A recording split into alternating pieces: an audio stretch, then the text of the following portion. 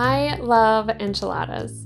Soft, chewy tortillas, hearty fillings, delicious sauce, plenty of cheese. It's hard to say no to a good enchilada. If you're new here, I'm Lindsay Moe and you're in the Living Kitchen. I share easily customizable vegetarian and vegan recipes for feeding the people you love. If you enjoy this video today, I would love for you to give it a thumbs up. And if you'd like to see more like it, please hit subscribe right below here and make sure you turn on that notification bell so you never miss another video. Today we're talking about enchiladas. Please keep in mind that none of the recipes I'm sharing with you today are authentic enchilada recipes. They are just my vegetarian American take inspired by my favorite Mexican recipe.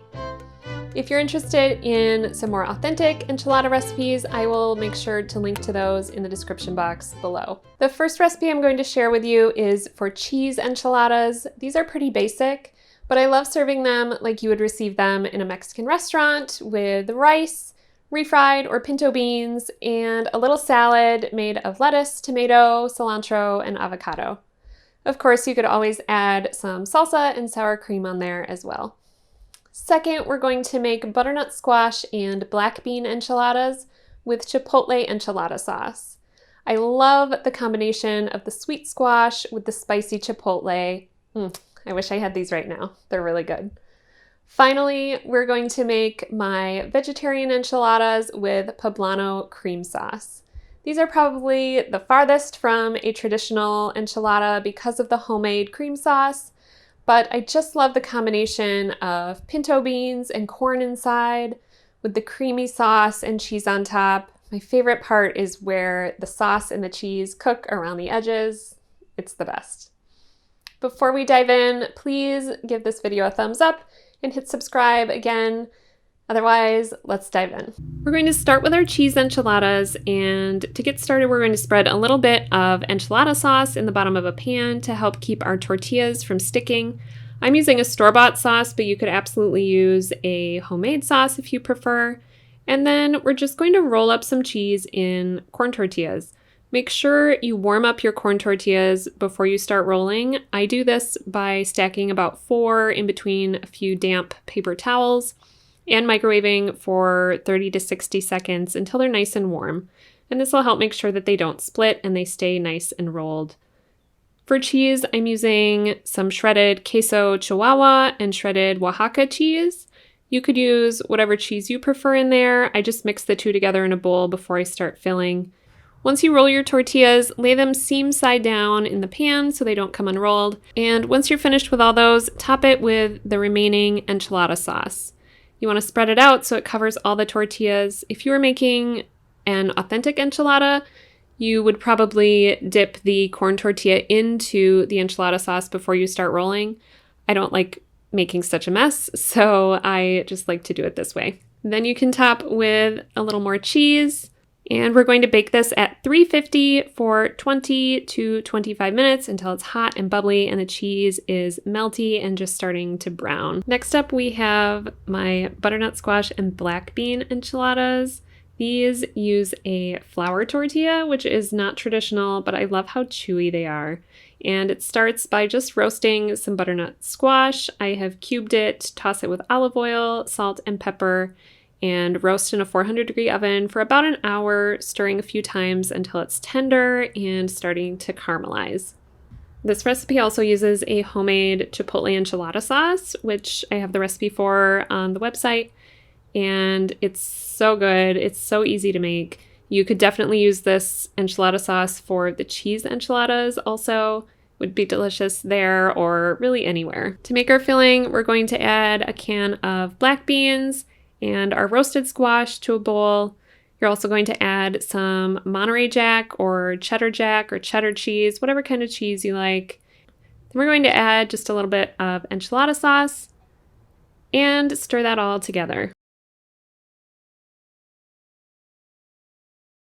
Again, you'll want to put a little enchilada sauce in the bottom of the pan before you start adding your rolled tortillas. This will just help keep it from sticking. I purchased the taco size flour tortillas for making enchiladas. I feel like they're a really good size. They fit in the pan well. but you can use whatever size you have on hand or works for you. You just might end up with a different number of enchiladas than the recipe says. So just add a little filling to the middle of your tortilla, roll it up tight. I find that I always need to add less filling than I think I do. I'm always overfilling my enchiladas, and they can get difficult to roll and hold together if you have too much filling in there. So I find just adding a little bit in the center and rolling it tight so that the filling reaches out to the ends works pretty well. When you've finished rolling all your tortillas, again, you're going to top with the rest of the enchilada sauce and make sure you spread it out so it covers all of the edges. And then, of course, we're going to add a little more cheese on top. And we will bake this at 375 for 20 to 25 minutes until it's bubbly and beginning to brown. I love this topped with diced avocado and mango, cilantro, a little lime juice, and sour cream. The combination of the sweet squash with the spicy chipotle is just the best. Finally, we have my vegetarian enchiladas with poblano cream sauce.